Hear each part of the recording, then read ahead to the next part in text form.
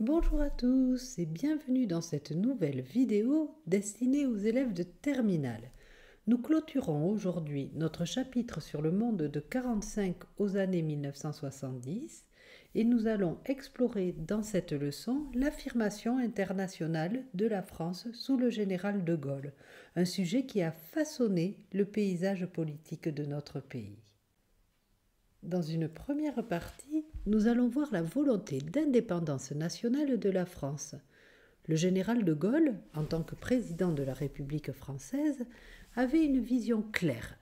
Il voulait faire de la France une grande puissance sur la scène mondiale, affirmant son indépendance par rapport aux autres acteurs, et particulièrement les États-Unis. La photo représente la relation complexe entre De Gaulle et le président américain John Fitzgerald Kennedy. De Gaulle respectait Kennedy, mais il ne manquait jamais une occasion d'affirmer l'autonomie de la politique étrangère française. Alors que les États-Unis cherchaient à imposer leur influence, De Gaulle insistait sur l'importance d'une France indépendante. En 1966, il a pris la décision de retirer la France du commandement intégré de l'OTAN. De Gaulle croyait fermement que la France devait disposer de sa propre capacité de défense, indépendante des orientations stratégiques américaines. De plus, il a régulièrement critiqué l'hégémonie américaine. Enfin, il a fermement refusé d'impliquer la France dans la guerre du Vietnam.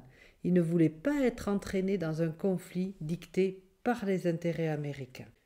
Sous la présidence de Gaulle, la France a adopté une politique étrangère active et originale, marquée par sa volonté de dialogue avec des puissances, même celles qui étaient jusque-là considérées comme des adversaires. Sur la photo, vous voyez De Gaulle aux côtés de Nikita Khrouchtchev, le dirigeant soviétique. Déterminé à établir une France indépendante sur la scène mondiale, De Gaulle a reconnu l'importance de dialoguer avec l'URSS, et cela même en pleine guerre froide.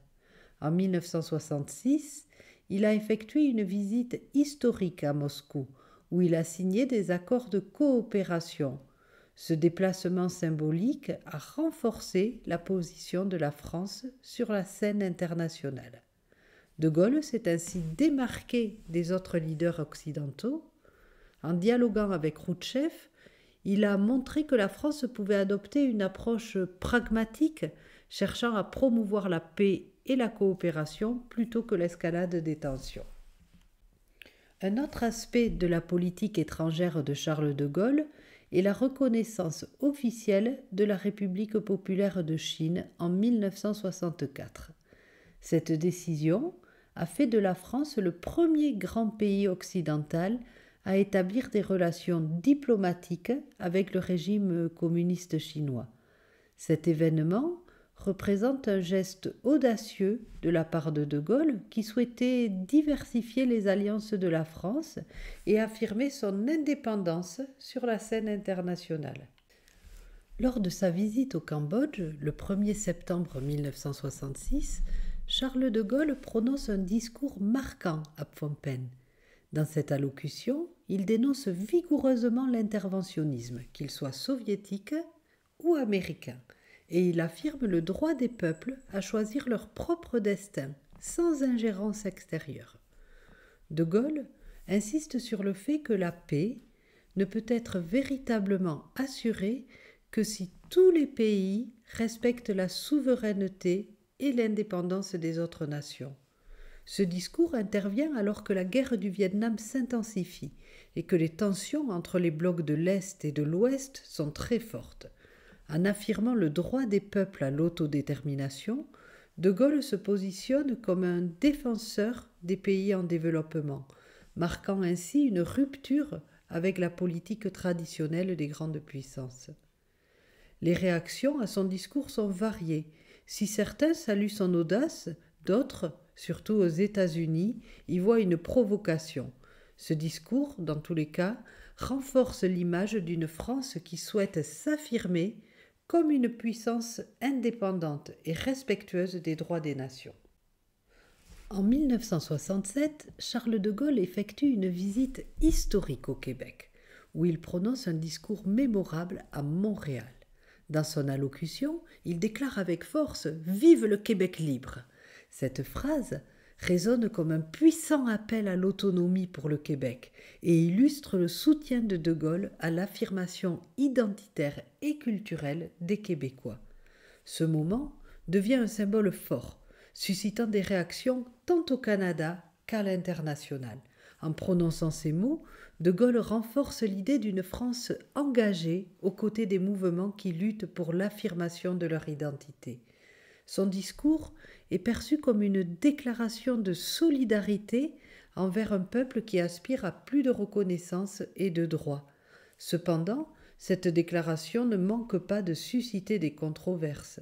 Au Canada, certains interprètent ces paroles comme un soutien inapproprié à des aspirations séparatistes, provoquant des tensions avec le gouvernement fédéral.